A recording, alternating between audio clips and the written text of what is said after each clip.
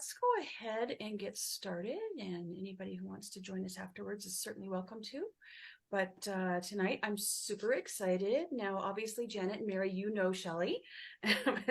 A lot of the people in my group, actually, nobody in my group knows Shelly except for what they've seen at this point. So Shelly and I met recently at a networking event, and we just really connected. And I think we come from a very, very similar place when it comes to health. And I'm not going to I'm not going to do any spoilers, so I'll let her do all the talking. But I do want to thank you so much, Shelly, for making this time for us. Thanks for having me, Sarah. Especially coming off of a busy weekend. I know we've all had a busy weekend, and we've all been probably imbibing in things that, maybe we normally wouldn't, but what the heck. It's all good. Family So, and Shelly, I did let people know, you are a well-being. I love this. And I'm going to be fully transparent here with everybody. please. There was the term, and Shelly and I've had this conversation. I will give a brief background of myself in just a moment. Yeah, Janet, I will. Well, let me do that and get it out of the way. So my name is Sarah Cuoco. For those of you who don't know me, I call myself a health and wellness advocate. I am not a health coach. I don't have any medical training, and that's not what I do. I do work with nutrigenomics, and which is how do I explain this, Shelly, in an easy way? I believe that there is so many pieces to our health puzzle. And so my area of focus is on a foundational level. But I also realize, and I love working with people who also feel the same, that there is no one thing, there's no one answer, there's no magic wand or silver bullet for all of us. Our health is multifaceted, and it's different for each of us. And Shelly and I both believe that. I think that's why we really connected. You'll learn more about me as we get to know each other later on, but tonight I want to really focus on Shelly. But I have to tell you, because I am in the health and wellness space, I meet a lot of people who call themselves health coaches. And it's not that there's a problem with the health coach, per se. It's just that it's a term that's being slung all over the place these days. And so I've almost got to where I kind of cringe when I see somebody that calls himself a health coach. And I'm like, oh. But when Shelly and I were talking, I noticed that her title was well-being, as in human being. And it said coach and mentor. I'm like, wait a minute. What is that? I have to know more about this person. And we just really connected. And so I'm like, and part of my goal here, because our health journeys are all different and because they are multifaceted, I've been focusing more lately on bringing people together and introducing them to my group who share the same mindset. Mm-hmm. And so that's why I wanted to do this with Shelly. That's why I asked her to be a guest in my group tonight, and why we invited those of you from hers. So we can just really, hi, Diane, good to see you. So we can just bring some more awareness and information. And I think you're going to really like, from my group that don't know her yet, I think you're really going to like to hear what Shelly has to say. She is not an advocate of the diet, which I love, because I'm not either. Doesn't mean I don't need to lose a few pounds, but we'll get into that. So, Shelly, do you want to give a little background of yourself for my audience who's not familiar with you yet? Yeah, sure. Funny, you have dogs. I have a kitty meowing at the door. She's like a dog cat. So my background, my training is transformational life coaching and integrative nutrition health coaching. So, and you're right. I mean, what you said, I love that you were transparent about the term coach, because it's just a simple fact that the whole industry has been really diluted. Is that a good word to use? I think so.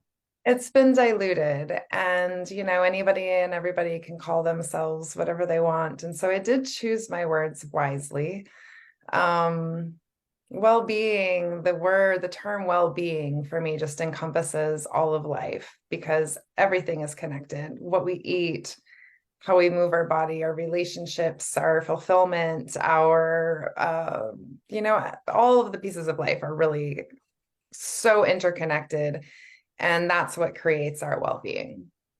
Um, a big focus of mine is on food and helping women just learn to eat healthy consistently and kind of ditch the yo-yo diet culture. Yeah, so that's a main focus in my business. And my private clients are much more broad topics beyond that because everything is so connected, right? Right. Right. And I actually started my coaching business in person in Olympia, Washington. And because I really loved working with people in person and going to my office every day. And COVID, of course, pushed me to go online. And now I absolutely love working from wherever. And it also really extended me a great reach of working with people from everywhere, which has been really fun too. So, oh, and to finish up the title thing, I chose the well-being piece I explained, and the coach and mentor thing. That piece is really important to me too. I chose those words wisely because really so many people think of coaching as something that it's not. And I stand firmly in the essence of coaching being based on the fact that as a coach, I don't have your answers. Nobody has anybody else's answers, right? Coaching is really about listening deeply and asking really good questions and helping people unearth their answers and what they want and what's best for them to do and how to do things, right? So that's my job as a coach. And the mentor piece is because I also mentor. I have a lot of great advice and tips and tools and tricks and knowledge to share. So I combine those two. Awesome. Thank you. Thank you for that explanation. So I'm really excited to kind of dig in and let you pretty much take over. I am gonna, I want to ask a couple things because one of the things that you mentioned just briefly here, we've talked about, is it's almost like two paths, I guess I could say, in your practice, but of course they're totally connected. And that is the fact of women transitioning through. You do private counseling, which you just mentioned. But you mentioned to me earlier about women transitioning through life phases, and then of course the relationship with food. You want to give us just a Yeah. real brief, because I know we're going to talk about food a whole lot tonight. Yeah, yeah. Real briefly, talk to us about the transitioning stuff. Yeah, absolutely. So I would say that in the history of my coaching business, I work privately with people. I have private clients that I work with, and I work with groups as well. And I would say that throughout history, the majority of my private clients that have come to me and just done amazing work in the container of our coaching relationship has been women who are going through major life transitions, right? Whether that is divorce, empty nest, moving to a new city and starting over, retirement, career changes, or just reaching that point where you feel like you're just stuck and you want to recreate, you're ready to transition into a different phase of life. I absolutely love supporting women through those time periods, those times in life, because it's like you're not where you want to be. You're not where you were, you're not where you want to be. You're wanting to make this new transition. And like I said, everything is so interconnected. So we, have the ability to work on all of the pieces in those major life transitions. Everything from self-love and confidence to just taking steps towards building community or building new community, picturing what it is you want and taking active steps to get there. Because there's a lot of process and navigation through conversation and in those time periods in life too. And I think that that's.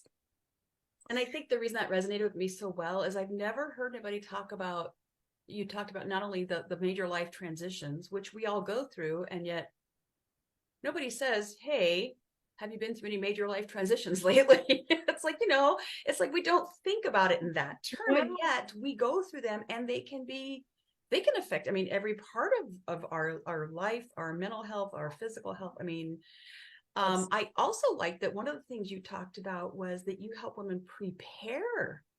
So not even just it's happening or I just went through it, but when something's coming up, and I'm like, how flipping awesome is that? What a concept.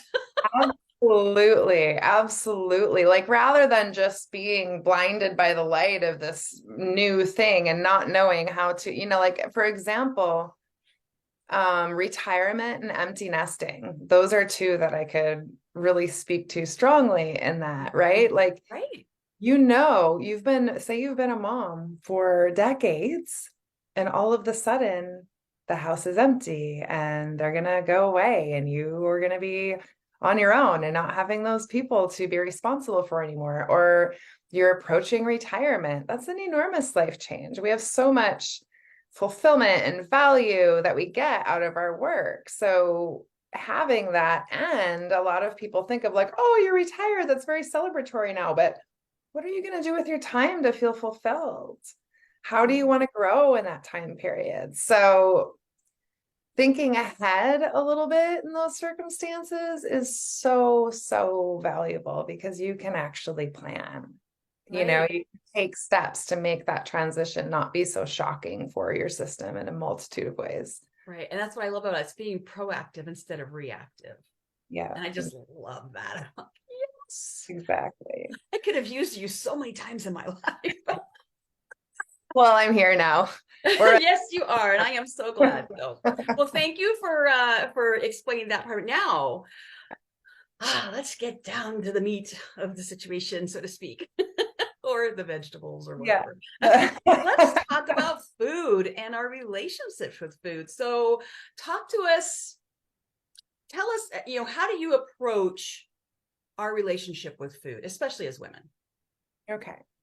I'm going to back up just a touch and give Okay. a little more overview, if that's okay. Sure. So in all of the private coaching that I did, before I Mhm. ran many groups, I saw some really, really consistent themes with women and food, Mhm. which landed me on these three different topics. Everyone's experience is totally different. Of course, everyone's background is totally different, but there's really consistent themes that I was seeing where women struggle with food. And so there's three main focuses. Okay. One is simplifying healthy eating, because oh my gosh, the world of diet and nutrition has confused the hell out of people on how to eat. And most of us I didn't grow up knowing how to eat healthy at all. And so if you get lost down the rabbit holes of all this information, it feels overwhelming. And a lot of people just feel stuck, right? And don't know where to begin. They think everything's bad for them because that's what the internet tells us. Mhm. And there's just a lot of anxiety there. So simplifying healthy eating. Our relationship with food, I like to think of as like any other relationship in our life, right? And if you think about how prevalent the restrictive diet culture is. Mm. And I've worked with so many women over the years who have just been on a roller coaster of restrictive diets. And restriction, just the constant focus on restriction, damages our relationship with food so much. Mm. If you think about the things that really make any human relationship good, trust and respect and generosity and all of these things, if you apply those and look at your relationship with food, yo-yo dieting has made women lose trust in themselves, trust in what they should be eating. They've lost trust in their body. Like the restriction can kind of feel like they're punishing their body for not being how it is. Mhm.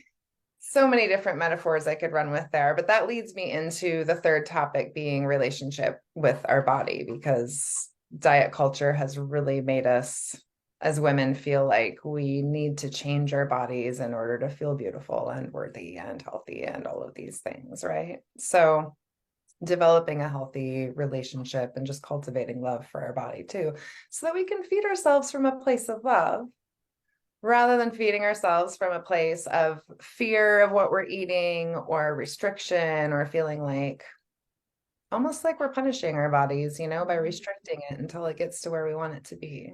Yeah. So those are the three core Okay, focuses. so simplifying health and eating, developing a healthy relationship with food, and then cultivating a love of our body, or at least an acceptance.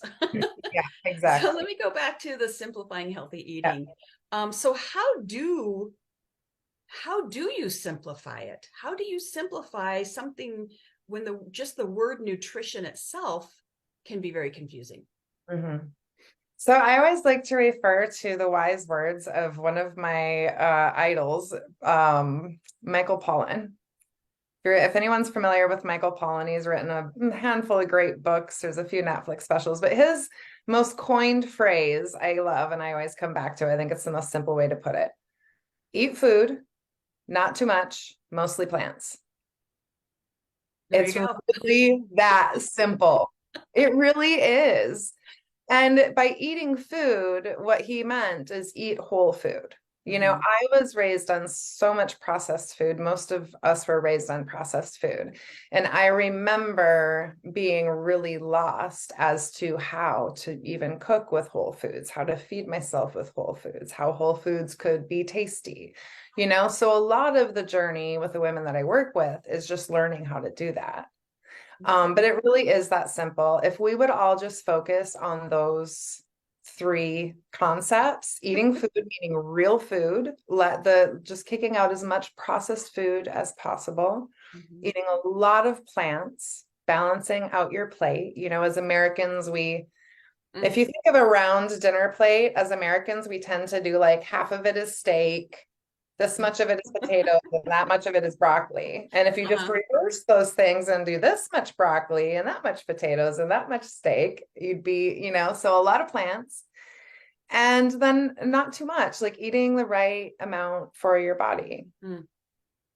Yeah, those they sound so simple, and yet I'm thinking back to growing up myself, and it's like, if we had ever been taught that, things like how different would things have looked? I mean, incredibly. Yeah, Um, yeah. but And yeah, those are so this, um I'm sorry, go ahead. okay, I was just going to say the support, so the simplicity is that. And so I like to really just drive that simplicity home in people's minds so that they can relax and go, okay, this doesn't need to be that complicated. Then for everyone, the journey is a little bit different, but the supportive things are usually, if you're not used to eating a lot of whole foods and you're used to leaning into processed foods, like, okay, we start trying one new recipe a week that you're really excited to try and simplify things through meal prep techniques, things like that.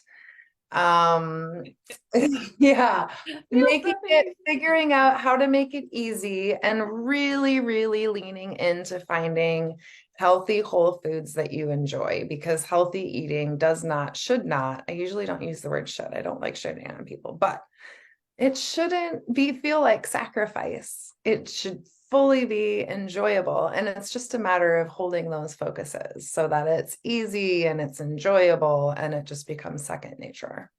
I love that. So I like two of the things that you just said in the last just couple Mhm. minute, I think. Mhm. Um, and I just lost because I'm stuck focused on meal prepping because we had this conversation, because this is something that I do, but not consistently, and I don't do it well as far as like meals. My idea of food prepping is like, okay, after Thanksgiving, because I made a great big oatmeal bake for breakfast, and I always make a big batch so I can throw it in the freezer. So for me, that's one meal prepping. I've got lots of containers of Yep. a healthy breakfast thing now. Yep. And then I'm in the process tonight. We're actually making turkey and wild rice soup, which is one of my absolute favorite after Thanksgiving dinners. And I'll have bowls of that. But I mean, to me, that's that's not even meal prepping. That's just like dealing with leftovers. Sure, it So absolutely is meal prepping, though. is it? Absolutely. Like we don't, actually both Mary and Janet, who are on the call tonight in the Zoom room, could speak to this because they know all about my meal prepping philosophies and tips, and Janet's a pro. Nice. Um, I think that a lot of people are intimidated by the word meal prep because we see these ads online and we envision like 7 containers for breakfast and 7 containers for lunch and 7 containers for dinner Yes. lined up for the week. And that's not at all what it needs to be. You can do that if that's what works best for you and that's what you want to do. But it can mean all kinds of things. It can mean making a triple batch of that favorite soup you just mentioned and having single portions in the freezer, frozen in jars, ready to go. It can mean, like making a double batch of that oatmeal and freezing it in the freezer. It can mean just chopping up a whole bunch of veggies for the week and making some sauces and some dressings that you can just utilize throughout the week so that it takes you 10 minutes to cook dinner rather than 40. Um, yeah, Janet just said leftovers are my life. I was gonna say, me too, Janet. I love So, leftovers. My husband and I, we both love to cook. He's actually a better cook than I am, probably. But we don't have any problem eating leftovers at yeah, all. So I just never thought of that as being meal prep. yeah, absolutely. I consider it meal prep. One of the big things that I really, really lean into is that I'm not a fan of cookie cutter approaches to anything. Nice. And because we all have really different lives and really different preferences. And so all of the work I do, I'm always encouraging people to adapt to what works for them and what works for their preferences. And while the three of us here are just like leftovers are life, I love it, and I'm happy with that, a lot of people are adverse to leftovers too. And so Mm-hmm. there's ways of prepping meals where you don't have to be doing leftovers either. If you're chopping everything up and prepping it for the week, then you're cooking fresh every day, but you're cooking fresh really quick. Mm-hmm. So, I'm always encouraging people to take all the tips and tools that I offer and figure out what's going to work best for them. Because when we find what works best for us and what we prefer, that's what we actually stick with, right? When we're trying to roll with somebody else's program and somebody else's cookie cutter approach that doesn't work for us, we're not going And to stick. that goes into the point, the other one that I momentarily forgot, but thank you for that, because I know you teach meal prep. You have meal prep um a meal prep program. Is that right? That right way to say that? Okay. Which I'm definitely, you're going to see me there. But also what that rolls into is, like you said, finding what works so you stick with it. And that's where I was going with the food. You mentioned finding the healthy foods that you enjoy, because I think a lot of us, it's two-part. Number one, I am not real adventurous with food. Mm-hmm. And it's sometimes I've come into new foods in a roundabout way because people trick me, Yep. I'm because with, they know if what it is, I won't try it, but if I try it, I'll like it. So I think that's really important. And also, yeah, finding those things, what does work? Because if we don't experiment, especially people like me that don't experiment a lot, how are you ever going to know if you don't give it a try? I mean, I can tell you so many foods that is became the case for me, that I used to go, oh, I would never eat that. Asparagus is one of them. And when I finally tried it, I'm like, holy crap, that's good stuff. And all these years I've been going, no, eat. yeah. Yeah. So I love that. Finding the healthy foods, the whole foods that we actually like and enjoy, so that we'll keep eating them. Because if you're trying to force yourself to eat stuff you don't like, we all know it's not going to work. We're not going to stick with it. Yeah. Not going to No one happen. is going to stick with that. No. Absolutely. It's so, so important. It's, I don't know. It's like someone saying like, "Oh, I can't do yoga because I'm not flexible." Sounds the same to me as like, "Oh, I can't eat healthy because I don't like any of those foods." Well, Right. you're not going to get flexible if you don't stretch, and you're not going to find healthy foods that you enjoy unless you explore. Like I'm always encouraging just experimenting and exploring and knowing that you're not going to like some things, and that's fine. Don't keep trying to force them. Right. Just keep trying new things until you find the ones that you really like. Yeah. If you don't like it, don't eat it, Yeah. but at And least try it. My most commonly, the tip that I hand out most commonly and that I encourage clients, whether in group programs or private clients to do, is if you just commit to trying one new healthy recipe a week and choose one that you're really actually excited and interested to try, right?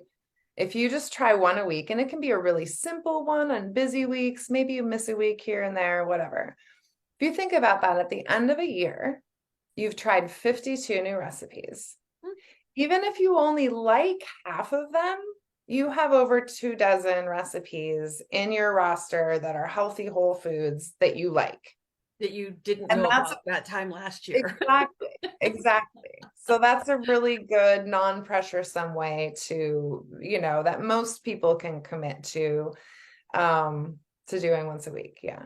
I love that. I love, and I saw Mary's comment here. She says, I meal prep 3 ways: freezing, having the pre-cut veggies, and using leftovers. Mary, you're a woman after my own heart. Yeah. It is a lifesaver. And I love, she says she learned some new tricks in mastering meal prep. Is that the name of Yeah. your class? Yeah. Okay, cool. Yeah. Yeah. Yeah. And I will run that again in the coming year at some point. I'm not exactly sure when yet, but that Okay. was such a fun class. Nice. And I'm going to It's be good as dropping, I'll do the links here in the chat. Well, I don't think I need to really do them for Mary and Janet because they know, but I'll do it in the Facebook one yeah. after this post finishes uploading, doing its thing. So, I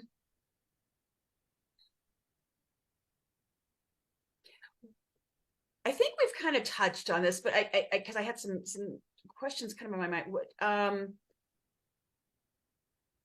yeah, I think we've covered it. I'm going to go ahead and throw it. If there's anything else you can think of as what things have maybe damaged women, specifically our relationship with food. I mean, just kind of historically. So maybe I'll tie this. I feel like I'll tie this into both relationship with food and relationship with body, because I feel like Okay. it's easier to talk about both at the same time. Yes. Yes. So interconnected. Mm-hmm. So if you just think about, first of all, the pressure that we've had on women to have this, there's this certain very narrow view of what our society has deemed as beautiful throughout the ages, right? A certain size, shape. And so this pressure has existed for us since we were young girls, not even just teenagers, but young girls. And if you think about all of the influences that we've had, like, I don't know, mom standing in front of the mirror talking about asking whether her butt looked big in their jeans when we were young, or all the diets moms and aunties were on. A lot of women I've worked with have had a lot of pressure, even as young kids, to diet if their family thought they were a little bit overweight. So we've just been inundated with this. If you think about all of the ads, all of the social media, the health gurus who are posed and sucking their bellies in on Instagram. And, I mean, we are just bombarded with these images and these messages ever since we were young girls. The expectation. So, we could talk about this till next Tuesday, but to simplify it, what we've been taught is that, to put it very simply, I feel like what we've been taught is that if we are a certain size and a shape in our body, we are more worthy, we are more beautiful. That leads to love and acceptance in society and community and family, right? It's very deep rooted. How we feel about ourselves is very deep rooted in that. And so how we've been taught to achieve that is through restricting food, is through, the cabbage diet of olden days, through I remember that the active diet of paleo, like all of these various diets, right? And all we've been taught about that is restriction. We haven't been taught to listen to our bodies. We haven't been taught that beauty comes in all shapes and sizes. We haven't been taught that not everybody is supposed to weigh 120 at 5'7". We haven't been taught, like we're just taking in these same images, we're taking in these same messages, reviewing all the side by sides, all the diet ads. And the reality is that the diet industry, the weight loss industry in the US brings in over $72 billion a year. Wow. That's a big number. So, right. And if you think about that, they are not making, the industry is not making that much money because they're helping women how to eat healthy for their life. Mm-mm. They're keeping women in a repetitive cycle of restriction, loss, and then what happens when we restrict ourselves? We We swing in the other direction. overindulge. Any psychology you read about restriction of anything is that it's just basic human psychology. We want more of what we're restricting ourselves from, and we obsessively think about it, right? So through this whole process, our relationship with food and our relationship with our body is not healthy. We don't, we don't feel good in our body, and then we restrict ourselves, and then we swing in the other direction, and then there's guilt and shame and all these emotions around food, and that leads us to feel less good about ourselves, and it can be a vicious cycle that we really, it's hard to kick. It's so deeply ingrained, right? I agree. Yeah. Yeah. So those Just as two you're talking, I'm thinking of all these little, just the sayings, the things that were said, the comments. yeah, Yeah. absolutely. I've had just probably hundreds of conversations around that with women of all of the influences that we had growing up, right? I'm sure. So, it would be so simple if it were just about learning how to eat healthy and developing those habits. But that's really just one piece of it. If we're not really looking at how we're relating to food and what that inner voice is telling us about food, and kind of changing the narrative. And a big piece I work with is just mindfulness with food, just mindfulness. Just mindfulness. That's one of my words. That It's just so for me, simple. that word. Like that really doesn't give it credit. Bring mindfulness to how you eat, when you eat, bringing mindfulness to listening to your body, of when it's full, what foods give you energy, what foods don't make you feel good, and letting that guide you is a game changer. And when you start to bring a focus on cultivating love for your body and starting to reprogram those voices that we've had in our head and those things that we see online, that is so supportive. So the trifecta of those three things is really what creates sustainability. And that's what I'm going for. Like, that is my main goal that I help women with, is ease with food and sustainability, so that you can get out of the roller coaster. It doesn't need to feel like that much effort anymore. You have all of the tools and the mindset and the mindfulness developed into your habits and routines, that it can just be easeful for the rest of your life. Very nice. One thing I think about a lot is just how much energy, and for anybody who's listening, who's done a lot of dieting in their life, I'd encourage you to just think about how much energy, physical, mental, emotional energy it's taken to do all of the diets that you've been on.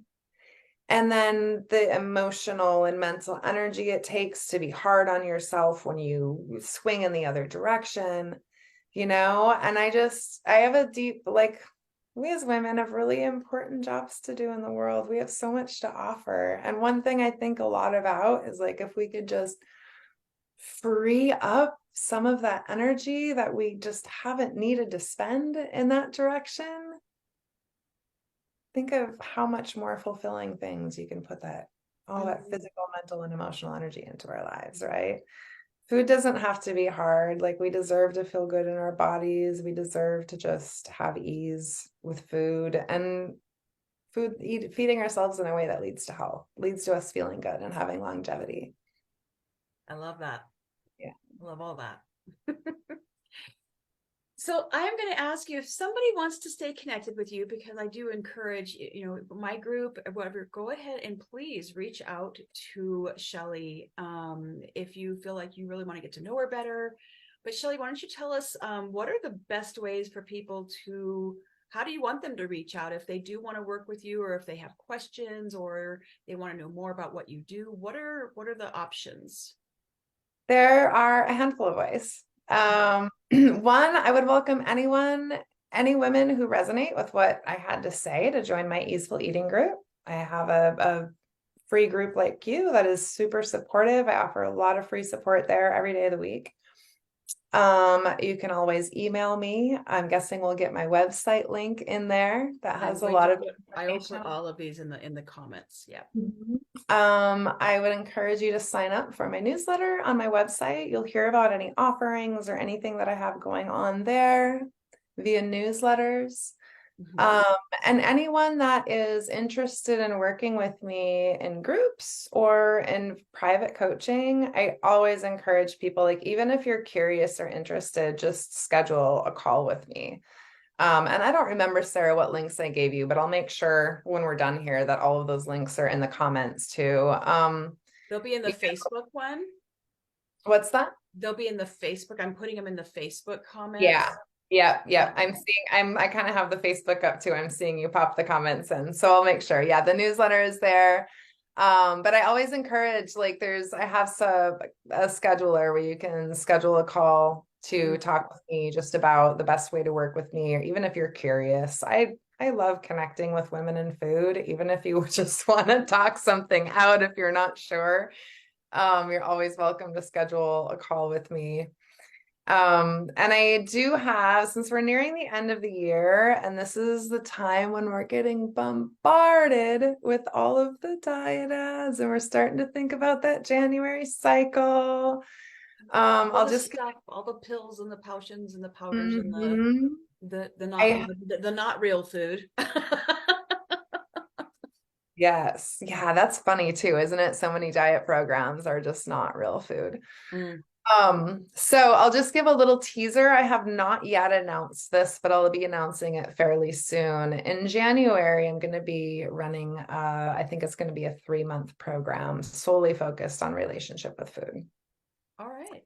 And I'm really excited for that. So if you get into my group or email or something, you'll hear about that as soon as I announce it. And then I have another special going on right now for private coaching. So anyone who signs up, well, not anyone, I have 5 spots open before the end of the year for private coaching to get a free month of coaching when you sign up for a 5-month program. So Wow, nice. if anyone is interested in private coaching, now is a really great time. I've never offered that before. So. Yeah, nice. Yeah, private coaching. I know it's yeah.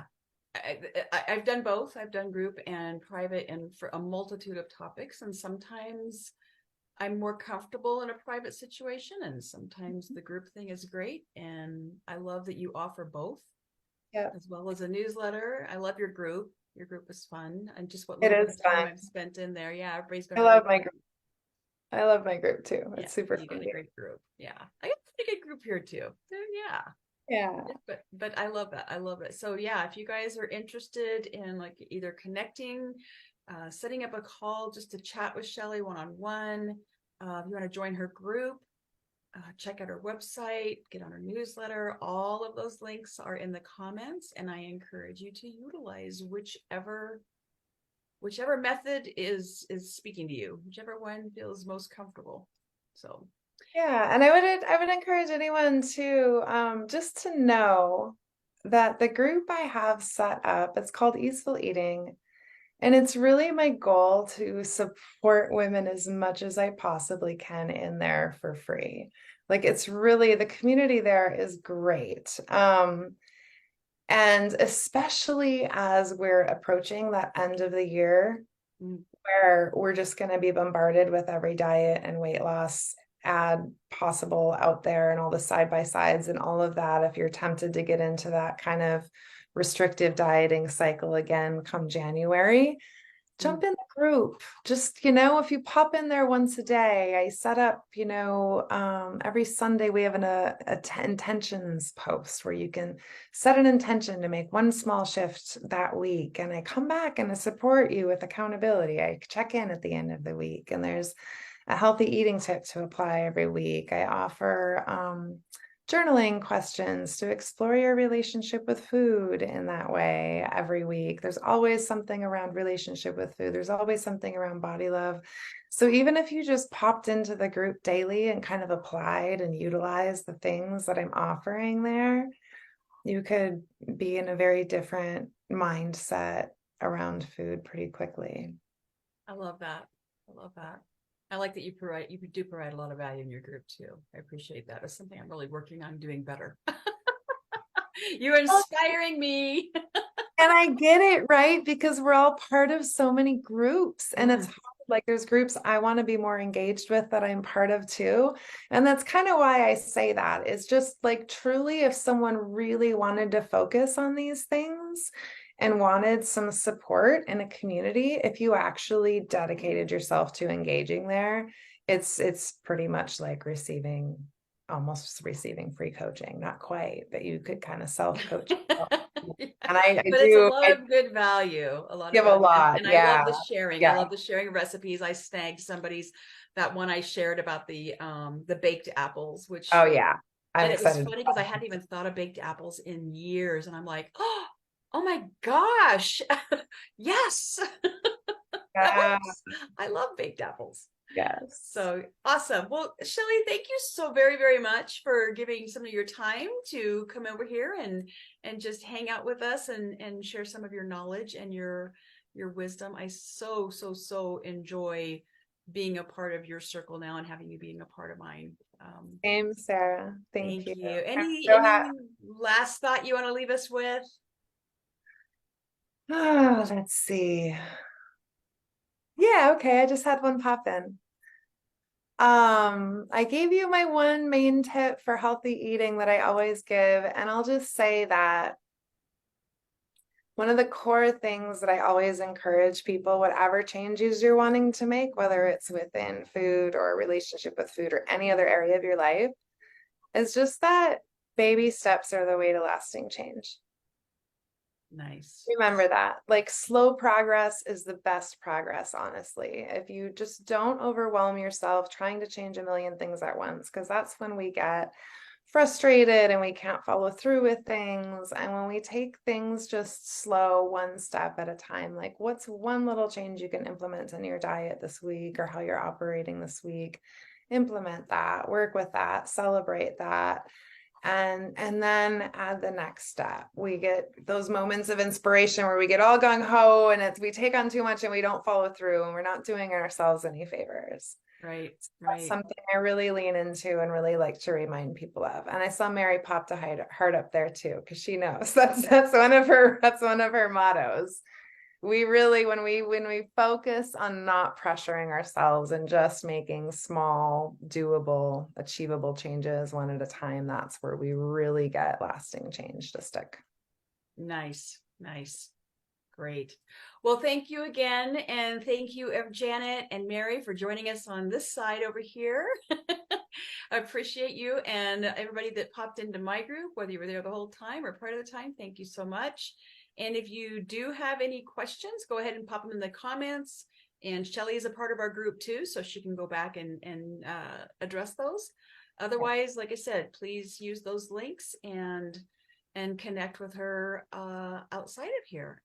And you all have an amazing, amazing week. It is Monday, isn't it? It is. All right. Thank Thanks you so again, much. everybody. Have Lovely a to see great you. night. Good night, everyone.